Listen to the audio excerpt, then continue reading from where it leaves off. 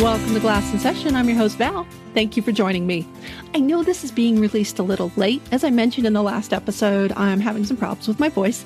So this is going to be produced in chunks to avoid literally croaking and squeaking out the entire thing. I should be getting my referral this week, so hopefully we'll know a little bit more about what's going on with my voice soon. Meanwhile, I want to expand on something I started talking about last season under the umbrella of grape brandy. Here's a quick flashback. Now we can look at brandy south of the equator ever so briefly, because this is something I had fun spreadsheeting out during the spirits unit of the diploma, and that was Pisco. Pisco is a brandy that, depending on who you're talking to in either Peru or Chile, it may be described differently.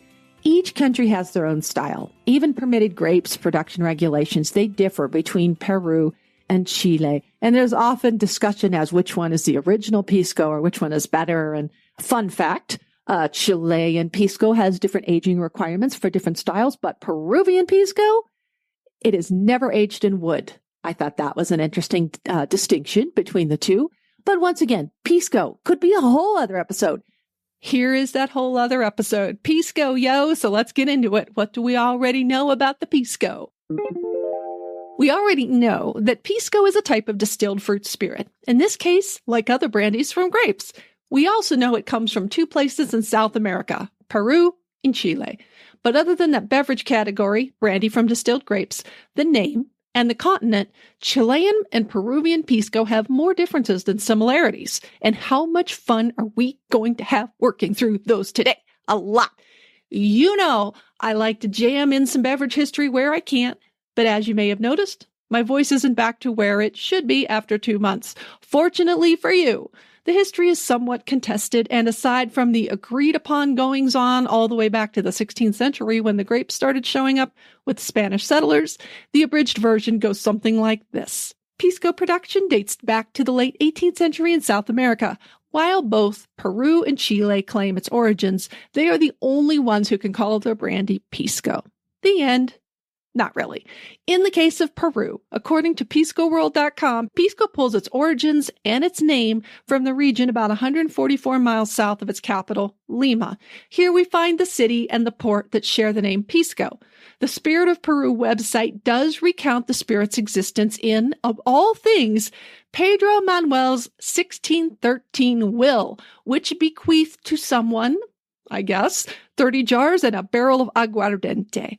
There are also other accounts from 1625 in the town of Pisco that mention it as well, and the fact that it was made with grapes. We're getting closer, because in the 1800s, the name Pisco to describe the, quote, aguardiente named after the place it was made, unquote, would be documented as the region's flagship liquor by the travelers from France, Germany, England, Sweden, many who visited the region, clergy, writers, other folks.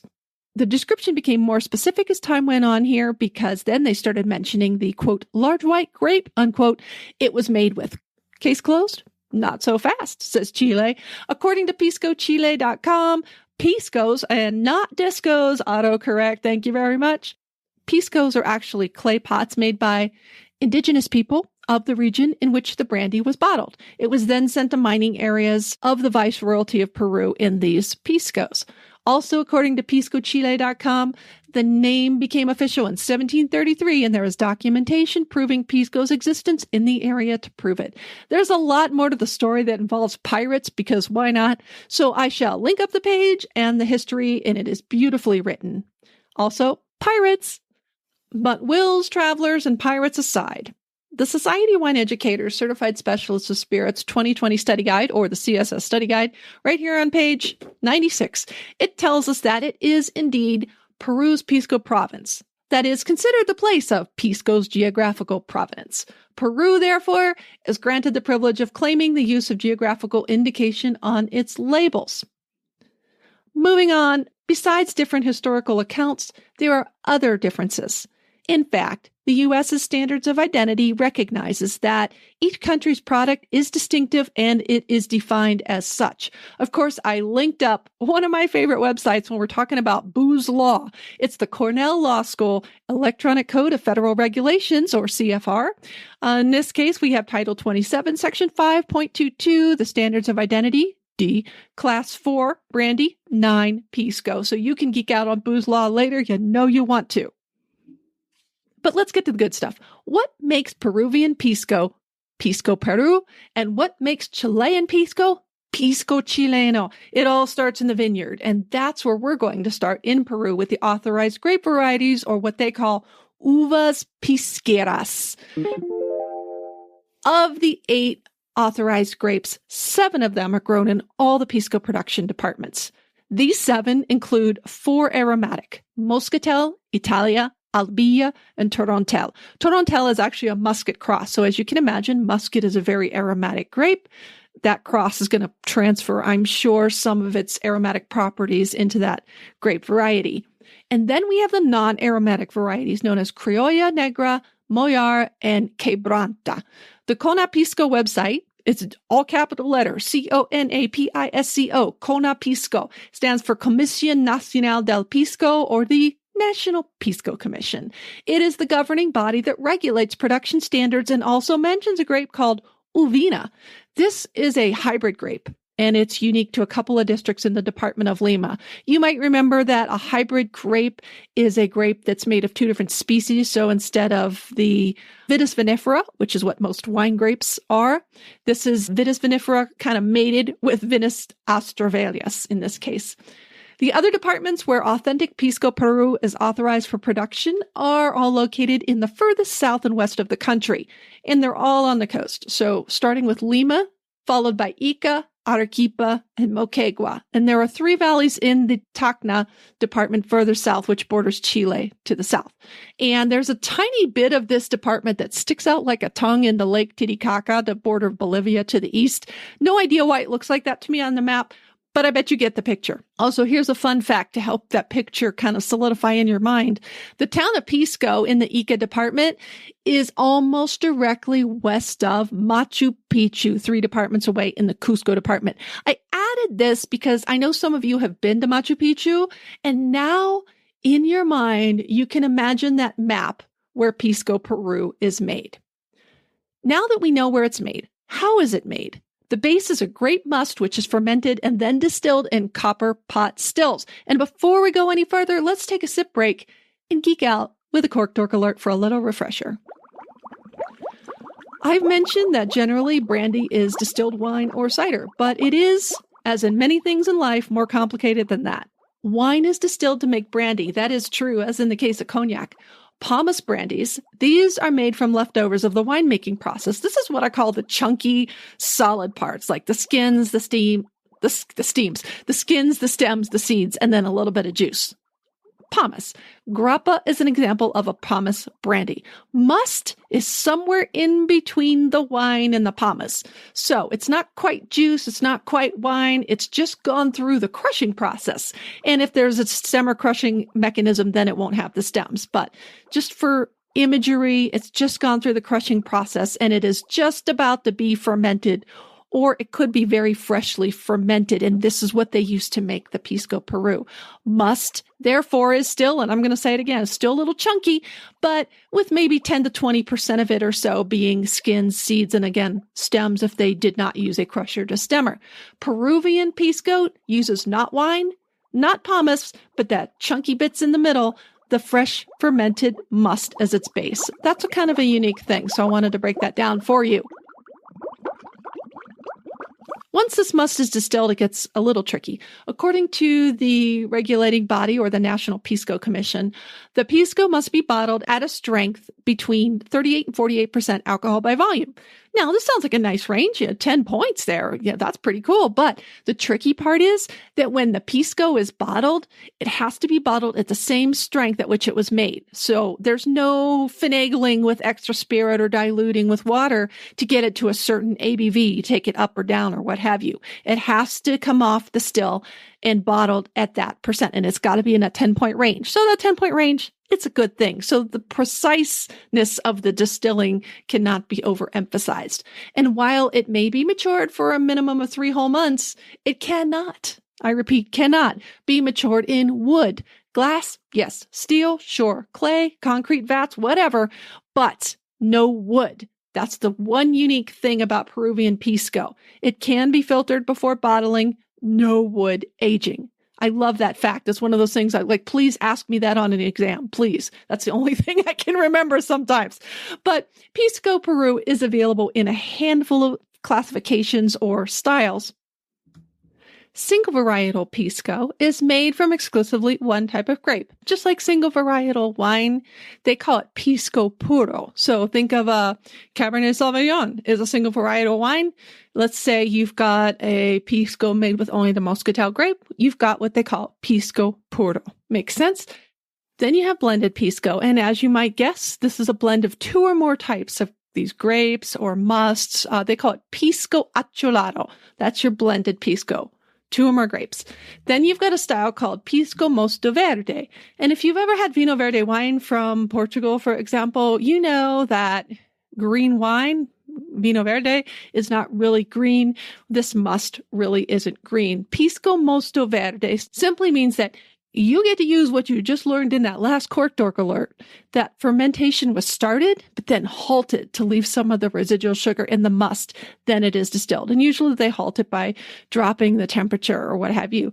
So you've got Pisco Mosto Verde, and then you've got Pisco Aromatico. As you can imagine, Pisco Aromatico is going to be made with those aromatic varieties. And you've got the 4 aromatic varieties. We've got the Moscatel, Italia, Albilla, and Torontel, the Muscat Cross. So you've got the single varietal Pisco, Pisco Puro, the blended Pisco, Pisco Acholado. You've got Pisco Mosto Verde, made with the semi-fermented must. And then you've got Pisco Aromatico, only with aromatic grapes. That sounds nice.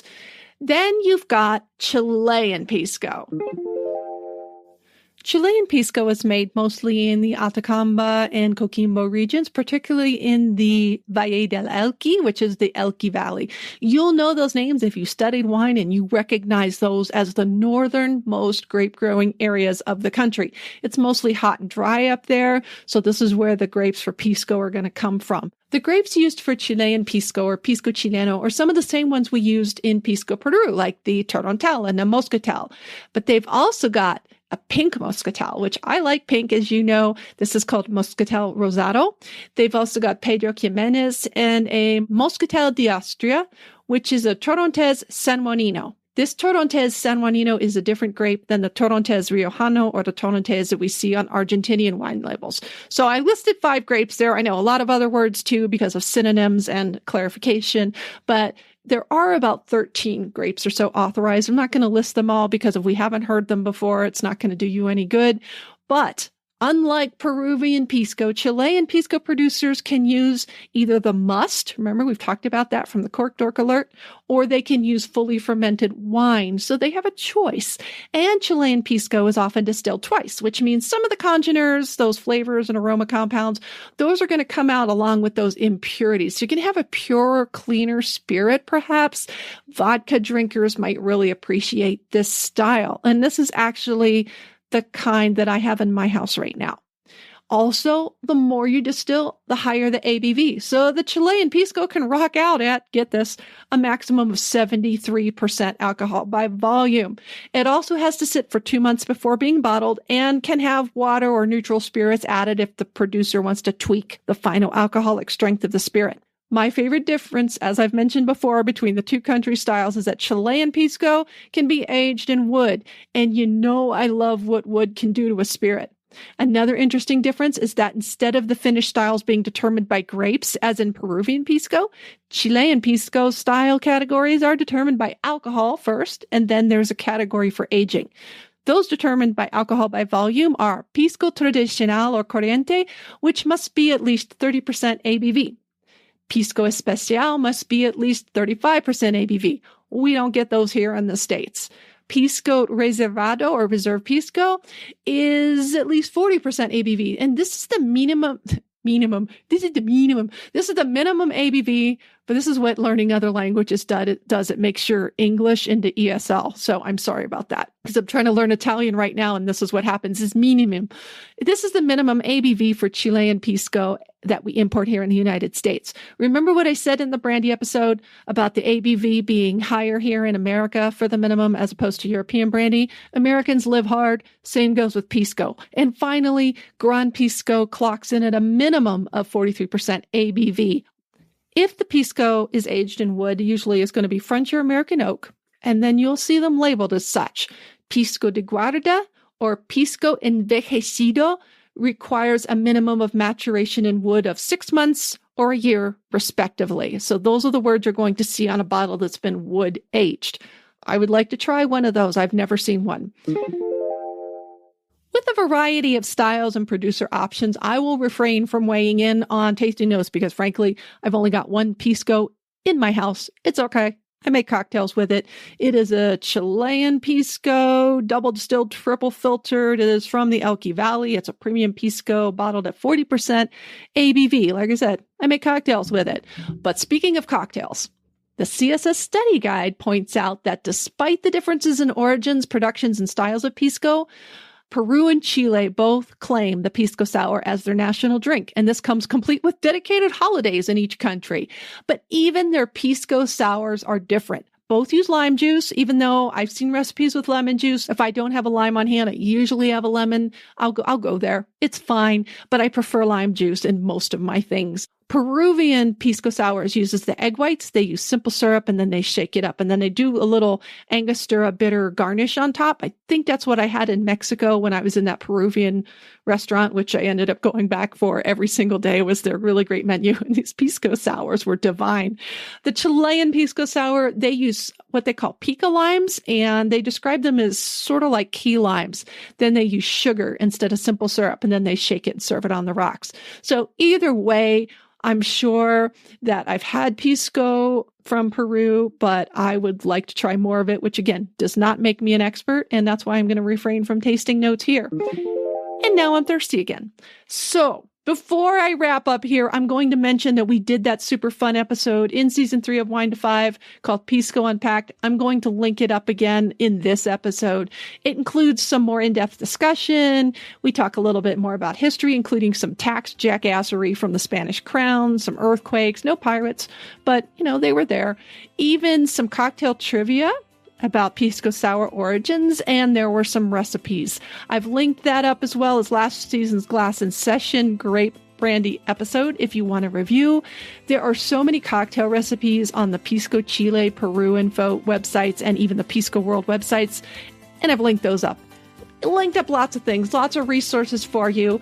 I hope this gives you a little inspiration to try some more things, check out some other podcasts, and read up on Pisco if you're interested in grape brandy, and maybe taste a few things. And if you have a favorite style of Pisco, a favorite cocktail, please let me know.